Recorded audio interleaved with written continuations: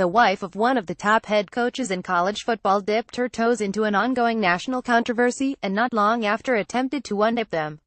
In reaction to news that Colin Kaepernick, who kick-started the anthem kneeling controversy last season, had filed a grievance claiming that NFL owners colluded to keep him out of the league, Shelley Meyer tweeted, "Whatever, he made his choices." The tweet from the personal Twitter account of the wife of Ohio State head coach Urban Meyer was quickly deleted.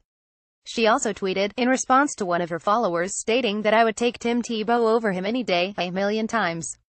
No comparison." The original tweet gained enough traction pre-deletion, however, that Kaepernick's mother used the same social media website to chide Mrs. Meyer. Her flip remark speaks volumes on where she stands on civil rights issues. Teresa Kaepernick at B4 Bayou, October 16, 2017. Less than 24 hours after the mini social media maelstrom erupted, Mrs. Meyer offered up somewhat of an apology for their explanation for her original tweet. 11 Dear Twittery, apologize for an earlier tweet that has had content injected by others that has nothing to do with my tweet. It was Shelley Meyer at Spinner Shells, October 16, 2017. 22 Referring to behaviors, choices by any human, owning those choices, and the possible consequences that may follow. The end. Shelley Meyer at Spinner Shells, October 16, 2017. Soon there will be another Holgorsen in major college football. Logan Holgorsen, son of West Virginia head coach Dana Holgorsen, has committed to North Texas. Holgorsen the younger made the announcement Monday on his Twitter account. Holgorsen, a high school junior, played for Morgantown High School in West Virginia through last season before transferring to St. Francis Academy in Baltimore before recently transferring back to Morgantown. Listed as a 6'1", 185-pound pro-style quarterback, Holgorsen also held an offer from Bowling Green according to his 247 Sports profile. However, choosing the Mean Green over the Falcons was an easy choice for Holgorsen, as his relationship with North Texas head coach Seth Littrell and offensive coordinator Graham Harrell goes back to his childhood. His father Dana was an offensive assistant alongside Littrell on Mike Leach's Texas Tech teams in the mid-2000s, which were quarterbacked by Harrell. "North Texas is the place I always wanted to be," Holgorsen told the Denton Record-Chronicle. "I want to play for Coach Littrell and Coach Harrell. Playing for my dad has been a thought. He told me that there was no better place for me to be than at North Texas."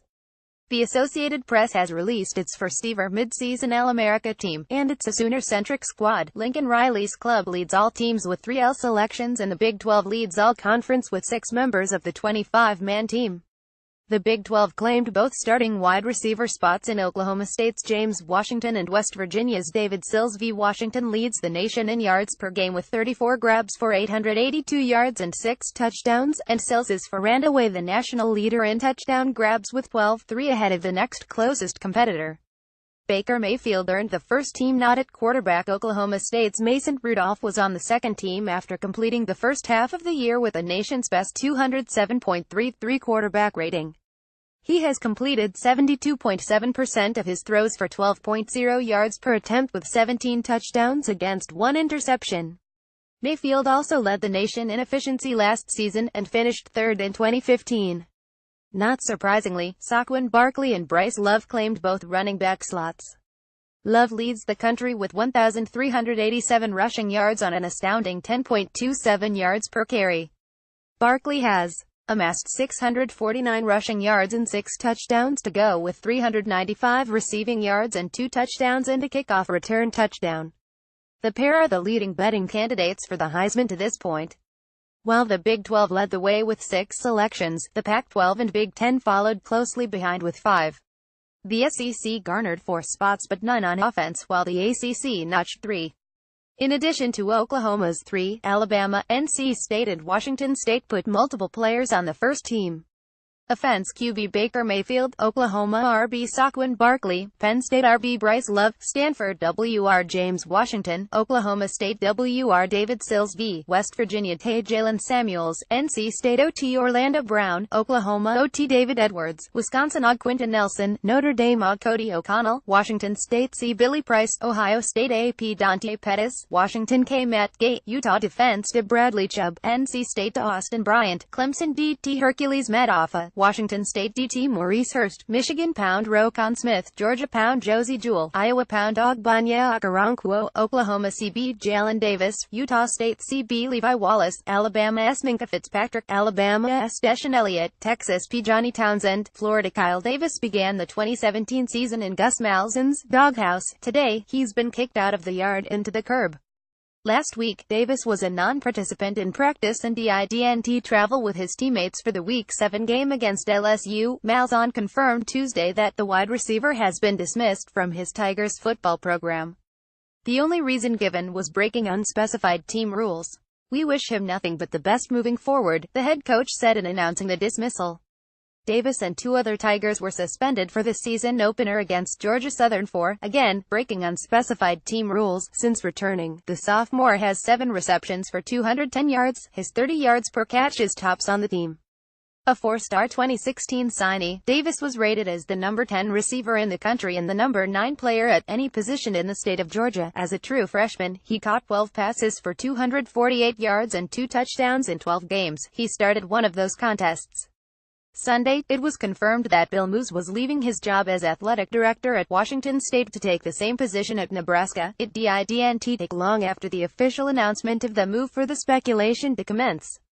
A home loss to Northern Illinois was the football program's first ever to a MAC school and its first home loss to a Group of 5 team since 2004, sparking talk as to how much longer Mike Riley could last as the Cornhuskers head coach. Losses by a combined 63 points the last 2 weeks to Wisconsin and Ohio State did nothing to alleviate those concerns.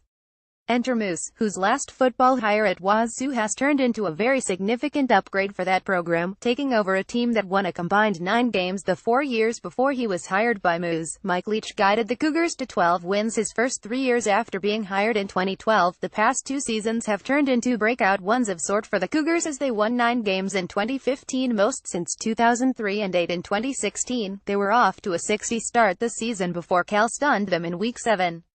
Ed Riley's struggles to Leach's successes and mix in Moo's departure Pullman for Lincoln, and the recipe was there for Leach to Huskers talk. Monday, the coach downplayed such a possibility. "I don't have any plans to do that, and then they already have a head coach there and he's a pretty good one, Mike Riley," Leach said according to the Spokane Spokesman Review. "Wish Bill the best and we just move forward." Leach did, though, have high praise for his former boss, extremely high praise. "He's the best AD that I've ever met," Leach said. "Everything from active to retired to dead. Bill's the best AD I've ever even met. Bill's a very honest, straightforward guy and he was a guy you could count on, who you knew had your best interest."